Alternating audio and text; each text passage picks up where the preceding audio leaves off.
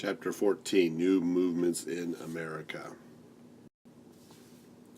Between 1840 and 1860, large numbers of immigrants from Europe settled in the United States. The two main countries that these immigrants were coming from were both Ireland and Germany. In Ireland, there was a potato famine, potato being one of their staple crops, and the famine killed off all their potatoes. And in Germany, there was a revolution going on, and so people were fearing that and moving to the United States. The rise of industry and the growth of cities led to the rise of a new middle class, as they called it, which was a social and economic level between the wealthy and the poor. However, due to this rapid growth of cities, the cities faced many challenges, like a lack of transportation, unsafe public housing buildings like these that you see here called the tenements, where many immigrants lived that were dirty and overcrowded. They lacked public works, and they started having criminal activity. Two different art movements will appear during this time period. The first one is called Transcendentalism.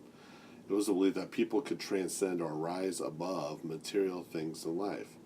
Three of the most famous transcendentalists would be Ralph Waldo Emerson. That is Henry David Thoreau. This is Margaret Fuller. This is Ralph Waldo Emerson.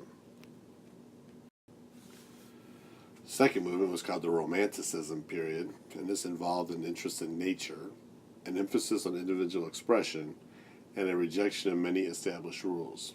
Three of the more famous American romantics were Nathaniel Hawthorne, Emily Dickinson, and someone you probably have heard, Edgar Allan Poe.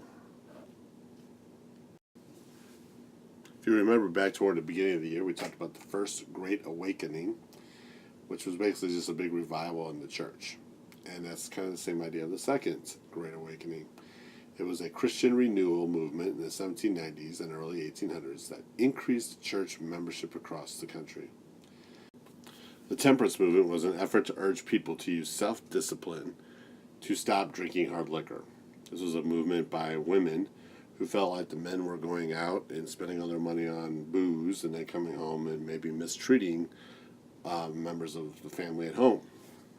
So this temperance movement, was an effort to urge people to use that self-discipline to stop drinking hard liquor. So some other people who were reforming society was Dorothea Dix. She worked to reform the prison system. And there were efforts by a number of people to make education available to everybody through the common school movement, through women's colleges, and those with special needs. So there was a movement to end slavery. This movement was called Abolition, which means the complete end of slavery. Abolitionists went on speaking tours, or writing pamphlets, or making newspaper articles, or writing poetry and literature to get the word across. Here's someone right here giving a speech. Frederick Douglass and Sojourner Truth were both big abolitionists of the time. Douglass was a former slave, and Sojourner Truth was known for her fiery speeches. Both of these people got the abolition movement going.